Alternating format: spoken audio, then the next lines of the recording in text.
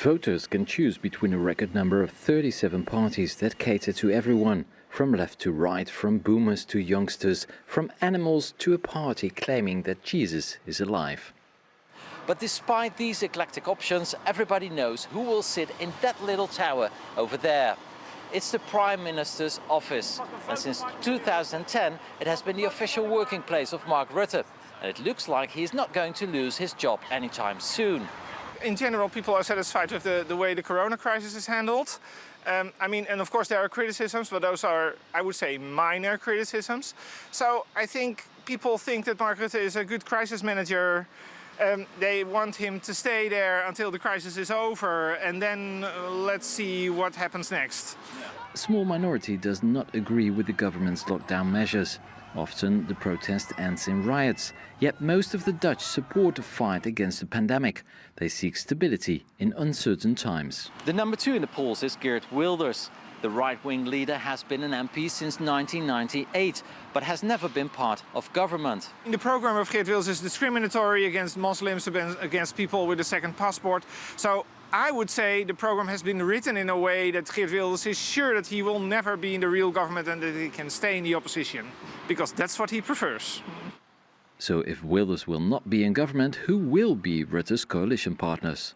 Many people expect that the coming government will be there for a year or maybe 1.5 years after and that when the crisis is over, then we will have real elections, because these are not real elections, because they are not about the big choices that are coming to us. So probably we'll be here in a year or 2 years again. One thing is already sure. Mark Rutte is heading for his 4th consecutive term as the Dutch Prime Minister. What is less certain, however, is how long Rutte will stay in place once the corona crisis is over. Stefan de Vries, Euronews, The Hague. It's important firstly to say that predictions don't win elections, votes do, and that's what we're going to see later on today when the results start coming in. We'll see whether the predictions that Mark Rutte can win this election and actually gain seats in the parliament come true. As you say, this will definitely be a coalition government. It always is in the Netherlands. It has been for over a century now. And the question is, how will that coalition be put together? It's likely, and most predictions are, that Mark Rutte will try to form a coalition with a similar set of parties as he has done since 2017.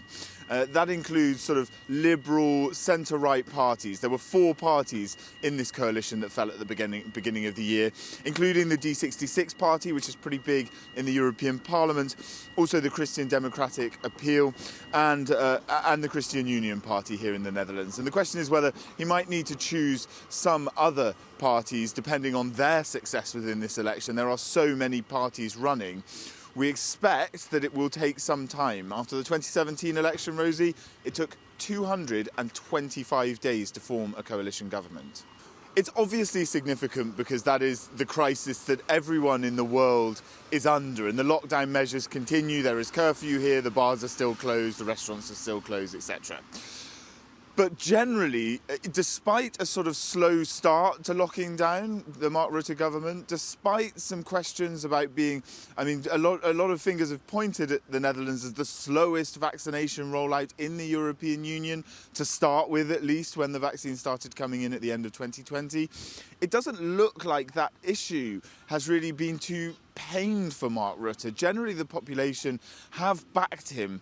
When he did eventually bring in the strict lockdowns, people did generally follow his instructions and did accept that it was necessary, despite his reluctance at the beginning to do so. So actually, despite what we might have expected, this first election in the EU of 2021 hasn't really looked like it is a referendum on the leaders' handling of the coronavirus crisis, as we might have expected, Rosie.